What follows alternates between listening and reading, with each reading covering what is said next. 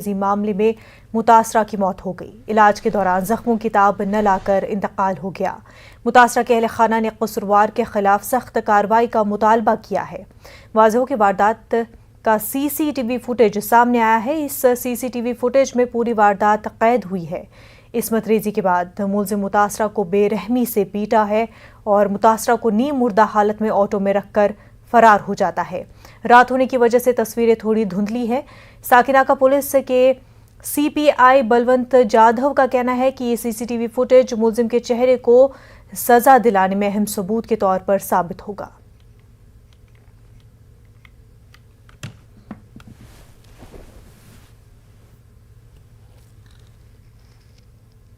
मुगलई विकास आघाड़ी सरकार के कार्यकाल में महाराष्ट्र महिलाओं पे अत्याचार में नंबर 1 हो चुका है।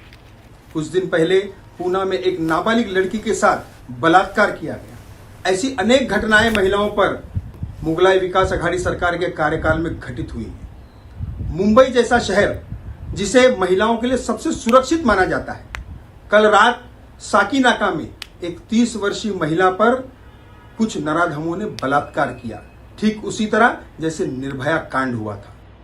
धारा 144 उद्धव जी आपने लगाई है सिर्फ गणेश भक्तों के लिए। इन अपराधियों के लिए आपके कार्यकाल में सब कुछ माफ है। क्या चल रहा है पूर्वगामी महाराष्ट्र के अंदर? जनाब उद्धव ठाकरे जी, कुछ तो शर्म कीजिए। जिस प्रकार की ये दुखद घटना बनी, ऐसी घटना के अंदर पुलिस और कायदा सुव्यवस्था महाराष्ट्र की वसूली सरकार की वजह से ना पुलिस पे उनकी पकड़ है। आपने देखा होगा कि पिछले कुछ दिनों में पुलिस महकमे के अंदर भी भ्रष्टाचार, पुलिस के कमिश्नर से लगा के सारों के खिलाफ कार्रवाई, ऐसे अलग अलग चीज़ों की वजह से पुलिस का भी मोरल डाउन हो रहा है और इसका लाभ ये गुनहगार उठा रहे। गुनहगारों के ऊपर कायदा का जिस तरह का वर्चस्व होना चाहिए वो महाराष्ट्र और मुंबई में पूरी तरह खत्म हुआ है और ये महावसूली आघाड़ी इसके लिए जिम्मेवार है। मुंबई में साकीनाका में जो महिला के साथ वारदात हुई है वो नहायत ही शर्मनाक और दर्दनाक है। ये सिर्फ बलात्कार ही का मामला नहीं है।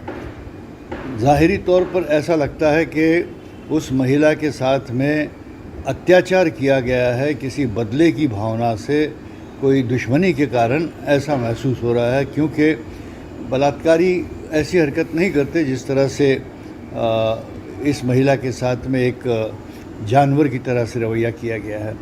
और साकीनाका पुलिस इसमें जांच कर रही है और मुझे विश्वास है कि प्रशासन इस मामले को सच्चाई की तह तक पहुंचकर सुलझाएगा और आरोपियों पर सख्त से सख्त कानूनी कार्रवाई की जाएगी। महिलाओं की सुरक्षा आघाड़ी सरकार की बड़ी जिम्मेदारी में से है और मुझे विश्वास है कि इस संदर्भ में भी ऐसी कार्रवाई की जाएगी कि जिससे गुनहगार को शिक्षा दी जाए और साथ ही साथ महिलाओं की सुरक्षा के संदर्भ में भी विचार किया जाए। मुंबई से हमारे नुमाइंदे प्रशांत पांडे बराह रास्त हमारे साथ जुड़ चुके हैं। प्रशांत, बहुत ही अफसोसनाक खबर, विक्टिम की मौत हो गई है।